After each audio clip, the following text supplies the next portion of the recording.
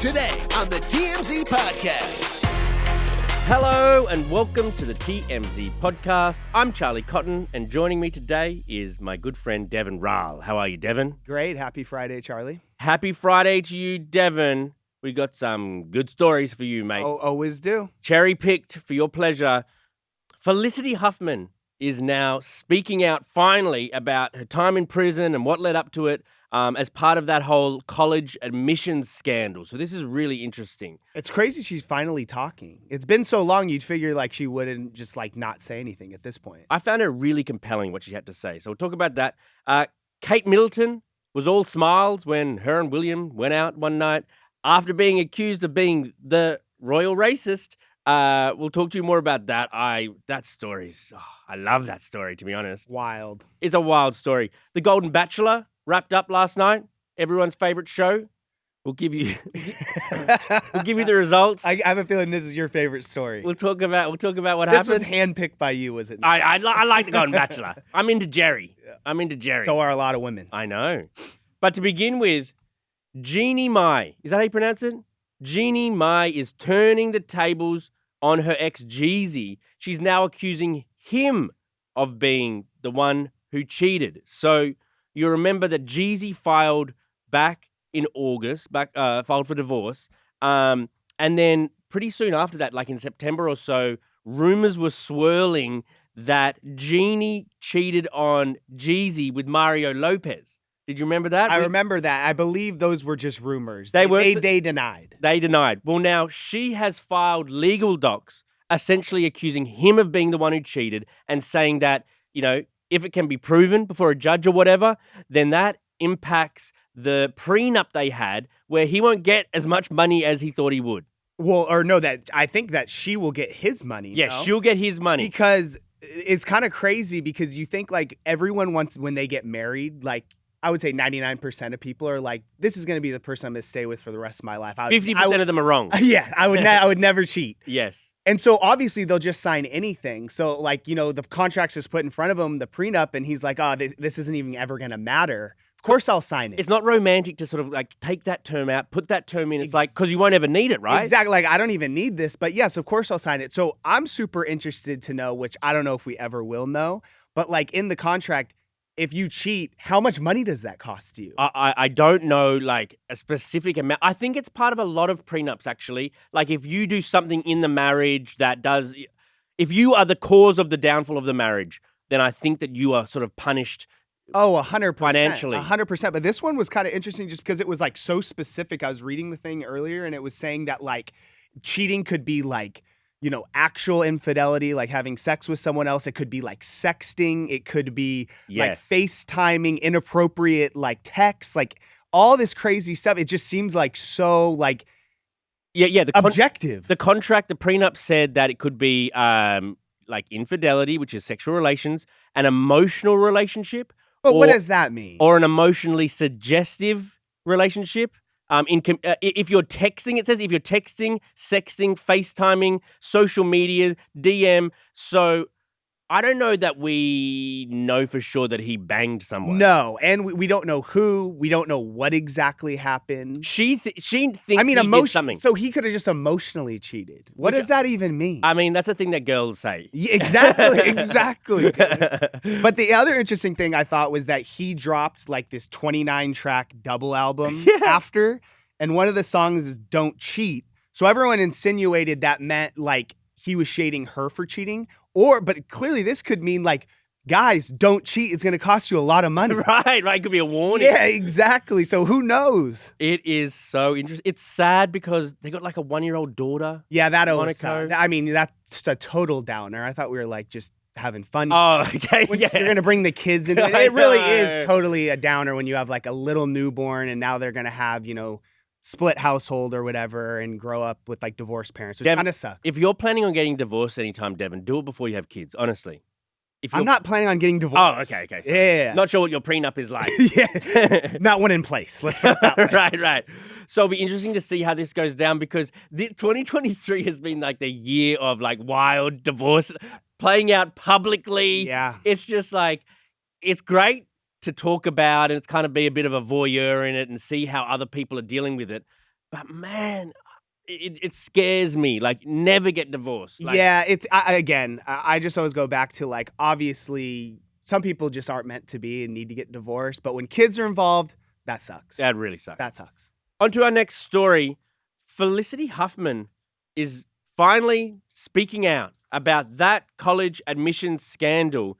That was like the hugest story of the year. Varsity Blues. The what Varsity they called it? Blues. Who else was it with her? Lori Loughlin was with her. Yeah, there was God, it's been so long. We covered it so heavily when it happened. I forgot. Those are like the two main people. The other people were just a bunch of super rich people, right? Yeah, rich people. That no one knew. It was who they were. parents trying to pay for their dumb kids to get into USC. Exactly. And Felicity talks about it, basically saying, have we got the SOT? We'll play the SOT. Don't listen to me. We'll play the sound. I worked with a highly recommended college counselor named Rick Singer. I worked with him for a year. He was the expert, and after a year, he started to say, your daughter's not going to get into any of the colleges that she wants to. And I believed him. It seemed like, and I know this seems crazy at the time, that was my only option to give my daughter a future. And I know hindsight is 20/20, but it felt like I would be a bad mother if I didn't do it. So I did it. I empathize. I was going to say the exact same thing. It's interesting because these people got skewered when this happened. That was so vilified at the time. And it's like, wow, like these rich people just paying for their kids to get into schools that they don't deserve to go to. And there's like other hardworking kids that deserve to go to these schools. But it's like, I mean, you're a parent. I'm not a parent. Like, people will do anything for their kids. I get it. If Peach couldn't get into a preschool that I wanted her to get in, if her dot painting wasn't up to scratch, and I could get some other kid to do a dot painting for her, and then she could get in, I'll pay $10. Yeah, of course I'm going to do that. No, exactly. And I mean, it's just one of those things that like this guy she trusted, Rick Singer, who seems like a kind of a scumbag now that we've seen. Yeah. Also, it's weird. You see him out like in that Speedo and he's like. He's a weird dude. Yeah, he's a very weird guy. He is the villain of this whole. Oh, 100%. And I mean, she trusted him and was like, hey, this is my daughter. This is probably her dream school that she wanted to go to. She'd failed every other test coming up to that point, apparently. Which is, that sucks that comes out for her. I know, It's like, I dude, know. come on. I know. But yeah, Felicity paid the $15,000. And she probably thought at the time, like, there's no way I'm going to get caught. Basically, she drove her to the test, and there was someone at the test facility who would correct her wrong answers without her knowing. So the daughter had no idea her mum was doing this until it all came out. I know. I don't think, I always get them mixed up, but which one her daughter was. But like, that would kind of suck too, being the daughter. Not only did it come out that you failed like all these tests, but now you're like sitting there thinking like, wow, my mom thinks I'm an idiot and can't even do this on my own. Exactly. But so the real victims are the kids, in my opinion. The dumb kids. As well. The dumb kids. Yeah. So don't call them dumb kids. No, Maybe they're bad test takers. No. The real victims are the kids that couldn't get into the university because these dumb celebrity kids got in instead. Yes, they're victims, but I also do feel bad for the kids who like she wasn't even involved. She wasn't She involved. had no idea this is going on. She was involved in a way because she didn't study hard enough in her high school years. Yeah, that's She true. should have. That's true. What I found interesting part of the interview as well is Felicity said when FBI came to her house and raided her house, the kids were at gunpoint. The girls. Seems a little aggressive, no? It does. Felicity thought it was all a big joke, but because it was just so over the top. It's like she did this, paid the $15,000, didn't think about it again. Then you're at gunpoint, in the middle of the night. It's like, hey, can you just come with cops and knock on the door and say, Mom, you're gonna have to come with me? Exactly. What the gunpoint? I know that's nuts. Insane.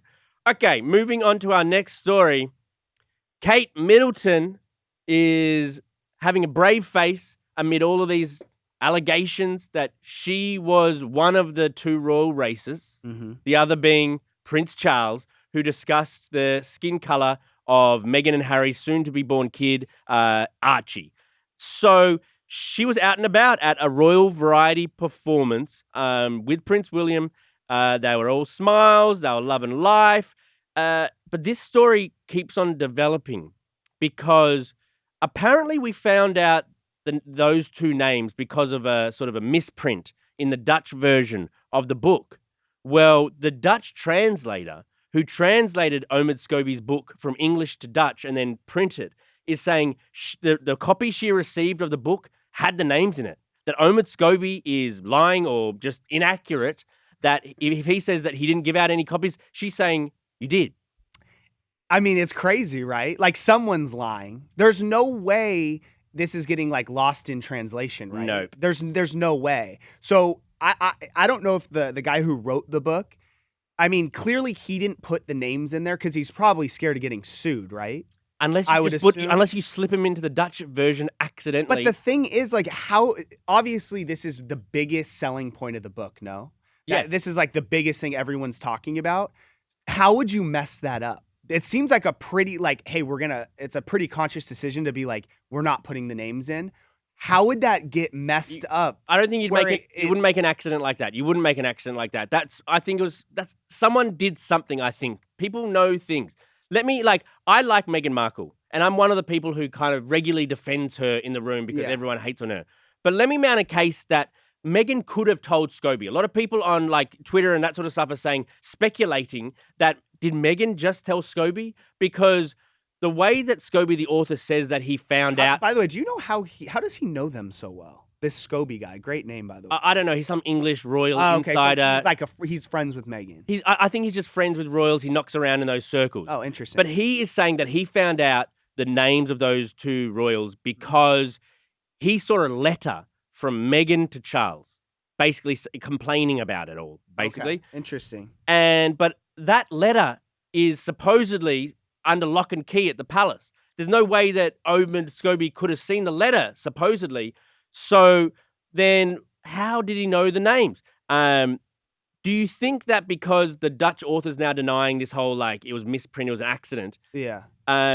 Who has most to gain in this whole drama now? Who has most to gain from these names being revealed? Him, for sure. No. Him, for sure. Because the thing is, now this is just going to sell more books. We're talking about his book. It's like one of the biggest trending topics. Right. And it's also like he has no liability because I think he didn't say the names because he didn't want to get sued by the royals. Because it might be defamation. Exactly. If it's and now he's just like, I never gave it to this Dutch author. Or the Dutch book version or whatever. Yeah. So that's on them. And so at the end of the day, like, I feel like, so you're like a conspiracy theorist. Well, you think he like wanted this to get out? Oh, bro, how dumb are you? Your parents paid for you to get into college too? Like, of course he wanted this to get out. I never thought I would get called dumb by you of all. Nice.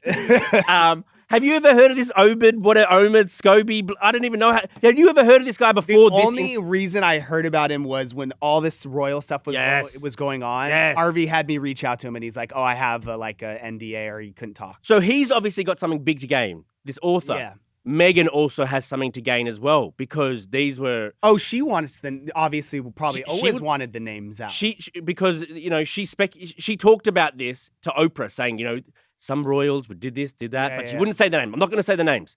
And everyone was like, scared of lawsuits. Yeah, but this is the way to get the names out potentially. Give them to this author. Author does it accidentally. So there's just a little bit of speculation. Maybe I personally will defend her to the ends of the earth. She had nothing to do with it. Why do you love her so much, by the way? I'm just a contrarian. Oh, okay. Yeah. Well, at least you're honest. Okay. On to our next story, our final story of the week. The Golden Bachelor concluded last night. Gerry, is that his name? Gary? His name is Gary. Why is Gary spelled with an E? Is Gary really spelled with an E? Well, it's usually Gary. It's Gerry. Is that actually how you spell it? Insane. That should be our top story. You pronounce Gary like... spells his name? That's insane. Gerry or Gary? Okay. Gary chose his wife, this lady named Theresa Nist. He broke the heart of this other lady. Poor Leslie. Apparently she was like a fan favorite. People loved Leslie. She was a cutie. I liked Leslie. But yeah, he was telling her he loved her 12 hours earlier and then he broke her heart. She's saying, oh, it was all a lie. You lied to me this whole time. But then he ended up proposing to Theresa. They actually seemed like a pretty cute match. They'd both lost their spouses recently, recently enough. This show was like a massive hit, no? It is just crazy that it took I don't know how many seasons of Bachelor there's been, but there's like lot. 30 plus. That it took them this long to get to this idea. And then how amazingly successful this old people version has been. It was super successful, obviously. The one thing that I think is interesting that has really taken a turn. So it's Gerry, right? Yeah. Gerry, Gerry. Bizarre. Everyone that I talked to that watched this show was like, they would say they would literally cry during the episodes. That this guy was so charming. Yes. Like, he's a good-looking dude. I don't know how old he is, but he's a super good-looking guy. But then recently, all these stories are coming out that he like might be a scumbag. Did you see that? But I mean, I think when anybody gets a little bit of fame, then everyone comes out of the woodwork. Yeah, I think there was something about how he was mean to an ex-girlfriend or something, right? Yeah, I think he said something about like her like gaining 10 pounds, and she came forward. He didn't want to bring her to like his like high school reunion or something. But is that true, or is that just like? I mean, I don't know. She probably did come out of the woodwork, but it's like to that point, Gary's a huge star now. No? Yes. Yes. And I'm not trying to like hope this. I hope they ride off into the sunset. That's cute of you him to and say. Theresa. Thanks to say that. Yeah, but I mean, you think he's staying with Theresa? Yes. You think he's gonna end up with Theresa? Bro, he's like 72 or something. He hasn't got that long left. We already know most of these like Bachelor contestants that go to the end or whatever. They usually don't work out. No. Yes. And like you just said, but he they're doesn't have that 25. much, he doesn't have that much time left, right? Yeah, but these Bachelor contestants you're talking about are like 25. I know 20-year-old girls that were like, I would leave everything for Gary. Oh, so you think That's Gary's? what I'm saying Gary's going to see those girls? Gary's going to say like, hey man, I only got like you're saying 20, hopefully 30. Is he 70? I think he's like 72. I don't want to or speculate so. when he's passing, but his time is limited, and it's like he's going to see all these young women. Yes. I don't know if he's on Instagram, probably flooding his DMs, TikTok. And he's like, Theresa, you were great, but yeah. Time's ticking, man. Sure, they usually don't last. So and it's also his second marriage because his first marriage, that like the love of his life passed away. It's like, I don't know. Good for Gerry, man. Good for and Theresa. Yeah. But they apparently are planning now to get married on January 4th, 2024. Man, that's soon. That is, I thought that's a month. When I first read that, I thought it was July 4th. 3 days. It's January 4th. They're getting married in a month.